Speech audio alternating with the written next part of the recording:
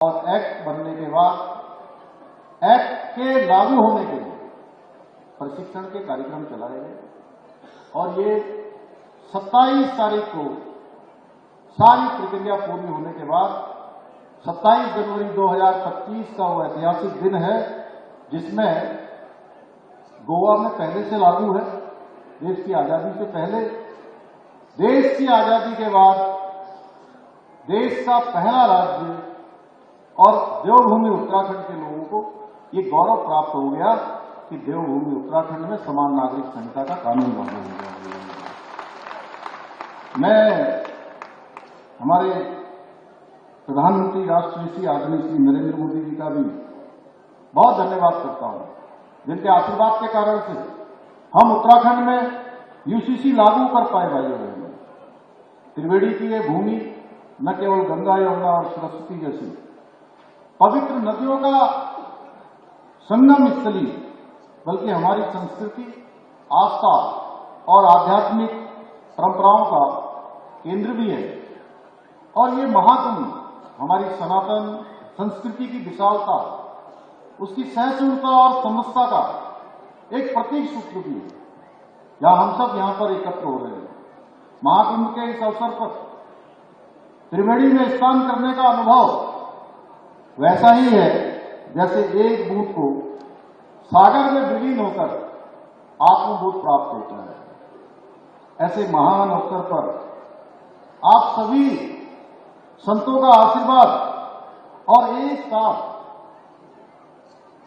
इतने सारे पूज्य संतों का आशीर्वाद मिलना सच में अपने आप में मेरे लिए तो बहुत बड़ी उपलब्धि है। मेरे जीवन की सबसे बड़ी उपलब्धि मैं मानता हूं। हमारी सनातन संस्कृति और परंपरा सदैव समता और समानता की संभावक रही है और सनातन परंपरा हमें वसुधैव कुटुंबकम का जो दिव्य संदेश देती है, जहां समाज में कोई भेदभाव नहीं होता है। पूज्य संतगण कह रहे थे, सबको समानता इस समान नागरिक संहिता से मिलेगी। प्रत्येक व्यक्ति समान अधिकारों और कर्तव्यों के साथ आगे बढ़ता है। इसी विचार को लागू करते हुए हमारी सरकार ने उत्तराखंड में समान नागरिक संहिता का कानून लागू करने का साहसिक निर्णय लिया है। आदरणीय प्रधानमंत्री जी की प्रेरणा से हमने इसे धरातल पर उतारने का संकल्प लिया और समान नागरिक संहिता को हमने कानून के रूप में अंगीकार किया है। ये समान नागरिक संहिता केवल एक कानून नहीं है, बल्कि सामाजिक न्याय, समरसता की दिशा में एक क्रांतिकारी कदम है। जैसे मां गंगा, यमुना देवभूमि उत्तराखंड से निकलती हैं और निकलने के बाद पूरे देश को जल देने का काम करती है, जीवन देने का काम करती है, कहीं आचमन देती है, कहीं सींचने का काम करती है। भाइयों बहनों, उसी प्रकार ये समान नागरिक संहिता की जो गंगोत्री है, वो भी देवभूमि उत्तराखंड से निकली है और पूरे देश को ये लाभ देगी आने वाले समय में। इससे समाज में व्याप्त जो असमानता है उसको दूर करने का एक समृद्ध, संगठित और सशक्त राष्ट्र निर्माण की आधारशिला रखी जाएगी।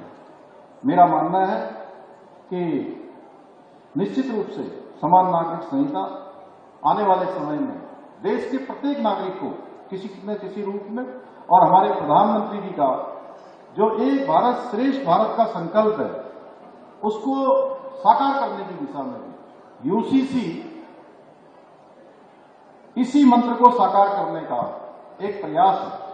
यह हमारी पीढ़ी, भावी पीढ़ियों के लिए ऐसा समाज तैयार करने की दिशा में उठाया गया कदम है जिससे सभी नागरिकों को समान अधिकार प्राप्त हो जाएंगे। इसमें जो प्रावधान किए गए, इसमें हमने बुजुर्गों की भी चिंता की है, उनकी सुरक्षा का भी ध्यान किया है, बच्चों के भविष्य की चिंता की है, लोकतांत्रिक मूल्यों के साथ साथ हमने उनके जीवन की सुरक्षा का भी प्रबंध किया है। और जो कुरीतियां हैं समाज में, 3 तलाक जैसी कुरीतियां अब नहीं हो पाएंगी। थोड़ा समय जरूर ज्यादा हो गया, लेकिन मैं पूज्य संतगणों के सानिध्य में एक बात जरूर आज इस मंच से कहना चाहता हूं। आप सबको याद होगा कि दिल्ली के अंदर 2022 में एक बहुत बड़ा चर्चित कांड हुआ था, चर्चित घटना हुई थी कि एक आफ्ताब नाम के व्यक्ति ने एक श्रद्धा बालकर एक बेटी को अपने जाल में फंसाया और फंसाने के बाद अपने झूठे नामों से अपनी पहचान छुपाकर साथ में रहते रहते एक दिन उसकी हत्या कर दी। और हत्या ही नहीं कर दी, 300 लीटर के फ्रिज में उसके शरीर के टुकड़े टुकड़े काटकर रख दिए गए।